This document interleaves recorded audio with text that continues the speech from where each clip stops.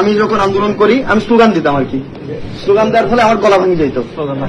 এবং এটার পরে গিয়ে আমি কোচিং ক্লাস করাতাম, আমার স্পিকারে ক্লাস করাতে হতো। ঠিক সেম আজকেও সেম ঘটনা হয়েছে। আজকে আমি দেখছেন হয়তো আমি সঞ্চালনা করছিলাম, এরপরে গিয়ে আপনার আমি লাল দিঘিতে অ্যাটেন্ড করতে পারিনি, আমার কোচিং এ যেতে হয়েছে। তো একসাথে আমাদের জীবিকার একটা টান কাজ করছে। এখন আমি তো ওখানে গিয়ে আমার টাকা ইনকাম করতেছি, এখন আসলে আপনি কি করতেছেন বা আপনার আমার কিন্তু জীবিকার তাগিদে বা আমার যে পার্সোনাল খরচ আমার যে বিষয়টা আমার, আপনি তো সারাদিন বিজি থাকেন দেশের কাজ নিয়ে বা বিভিন্ন এলাকা ঘুরে 17 ঘন্টা 18 ঘন্টা বা 4 ঘন্টা, এই জায়গায় আপনার নিজের খরচের জন্য আপনি আর্নিংটা করেন কিভাবে? আচ্ছা স্যার, আমি ফোকাসের স্টুডেন্ট,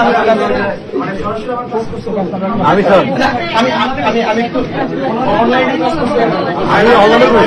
করছি। আমি একটু অ্যাড করি।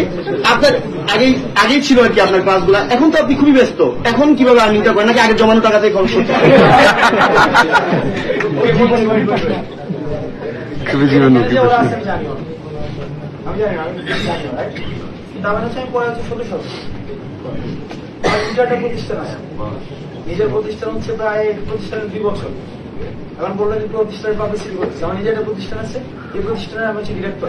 এটা কিন্তু আন্দোলনের পরে না, যে আন্দোলনের পরে নিউজ হবে আজকে। হ্যাঁ, যেহেতু আমি বিসিএস ওরিয়েন্টেড আমার চিন্তা ভাবনা ছিল, আমার মনে হয়েছে যে পড়ানো, আমি পড়াশোনায় কনসেন্ট্রেট করতে পারছি না, যার কারণে আমার যখন গ্রাজুয়েট আমি হয়েছি তখন থেকে এগুলো থেকে চলে আসছি।